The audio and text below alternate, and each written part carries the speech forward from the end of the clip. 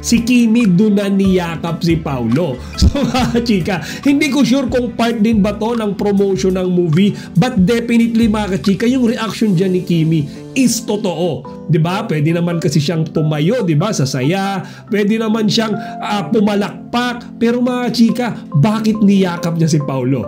'Di ba? Bakit inilapit niya yung mukha niya kay Paulo? And looking at Paulo's reaction mga chika, mismong siya ay kinilig, 'di ba? Kumbaga, muntik pa matanggal yung sunglass niya mga chika.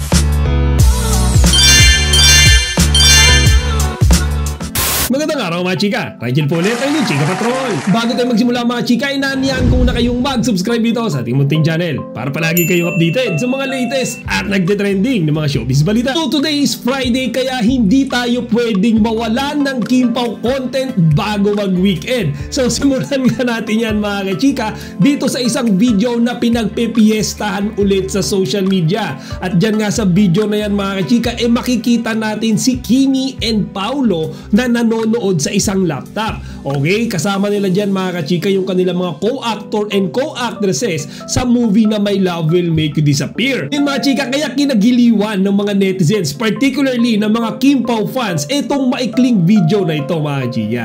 Kasi kung titingnan niyo yung reaction nilang lahat, para silang kinakabahan, para silang na-excite, para silang natutuwa mga kachika, kumbaga mixed emotions yung mukha nilang lahat. Okay, and nung nandun na sa bandang latter part ng video mga chika, makikita natin na tila lahat sila ay nagbunyi, lahat sila ay nag-celebrate, and Kimi hugged Paulo. Okay, so chika, niyakap ni Kimi si Paulo dyan sa maikling eksena na yan. And of course, napakarami ulit ng mga Kim Pao fans ang kinilig dyan mga kachika, kasi very natural yung pagyakap ni Kimi kay Paulo. So mga chika, bago natin talakayin yan further, yung video na yan, yung caption kasi dyan tila nag-aabang sila mga kachika doon sa official movie poster nung My Love Will Make You Disappear. Di ba nga mga chika, yesterday kare-release lang, di ba, nung poster na gagamitin nila. So dyan sa video na yan mga chika, parang yung expression ng mukha nila,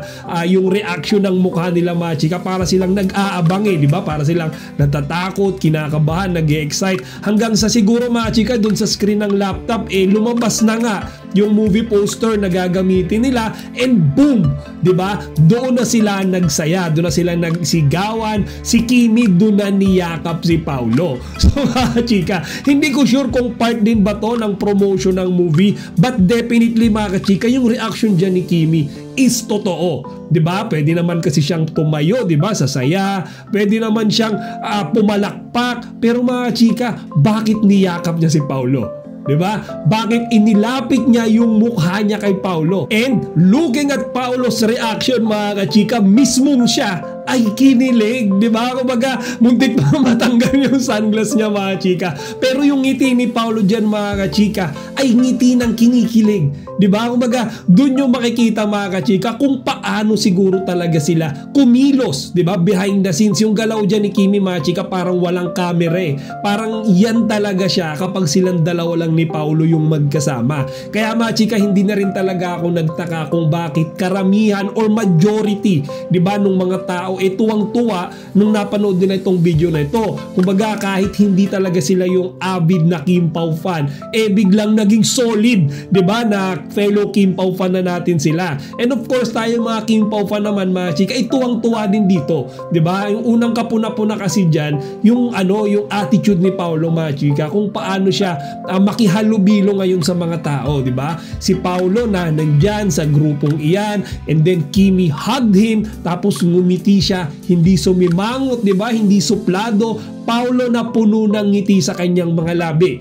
Naalala ko tuloy mga kachika yung interview sa kanila, di ba, ni MJ Felipe. I think that was also yesterday, kung saan mga chika, ipinagtapat ni Kimi, okay, sa lahat, na talagang mas gusto niya ang Paulo Abilino nakikita niya ngayon. Di ba? Yung tipo ng Paulo mga kachika na nakakasama niya at the current date, okay? Hindi yung compare before mga kachika na hindi nga daw mabiro, hindi ngumingiti, makihalubilo nga daw mga kachika sa mga tao, hirap na hirap si Paulo. Okay? Kaya ang tawag niya kay Paulo ngayon mga kachika ay Paulo 2.0, 3.0, something like that mga kachika. Kasi syempre nakikita naman natin di ba? Paolo is a different person. At inamin ni Paolo mga kachika sa interview na yan kahapon na si Kimi ay isa sa mga component, isa sa mga factor na nagpabago sa kanya. 'Di ba? Sabi ni MJ Felipe, si Kimi ba ay may na-contribute or may naitulong sa pagbabagong nangyari sa iyo, Paolo? And Paolo mga kachika agreed.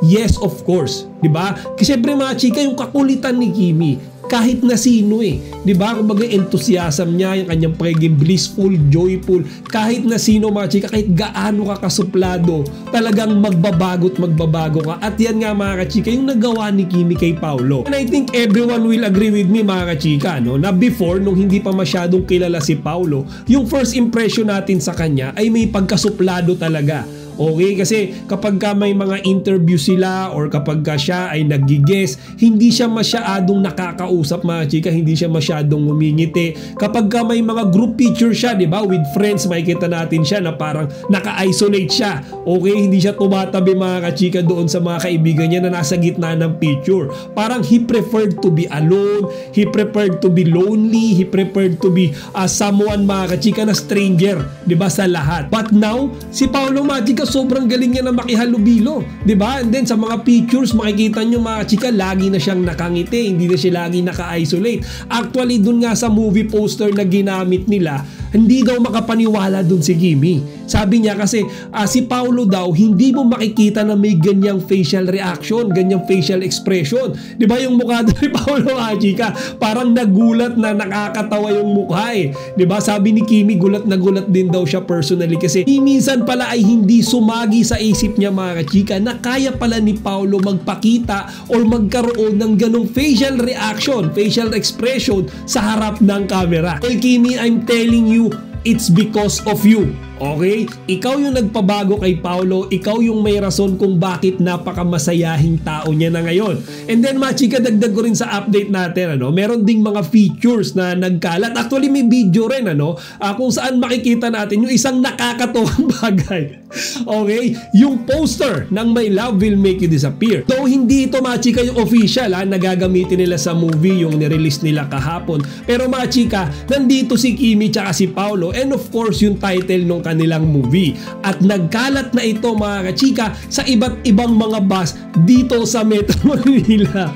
So mga chika, may video, nakakatuwa isipin nyo hindi lang pala sa digital platform, mainstream media, social media nagpo-promote ang Kim Pao, 'di ba? Pati pala mga kachika sa mga sticker ng buses, 'di ba? Siguro may mga billboards na rin na paparating sa mga upcoming days. Nagpo-promote na rin yung Kim Pao. Kaya nga mga chika, mas lalong nakaka-excite. Gusto ko nga rin makita nito sa personal Hopefully dito sa San Jose del Monte, Bulacan may maligaw na bus na ganyan mga chika, panigurado ay magpapapicture kaagad ako. And lastly mga chika, speaking of San Jose del Monte, Bulacan, bukas ay simula na po ng kick-off tour ng Kim Pao para i-promote yung kanilang movie na My Love Will Make You Disappear. At magsisimula nga yan mga kachika dito sa Star Mall San Jose del Monte, Bulacan. Kaya mga chika, tomorrow is the day. Nakaka-excite mga chika, bukas daw ipapakita nila dito yung official na movie trailer, 'di ba? Nagagamitin nila sa kanilang movie. Kaya ako excited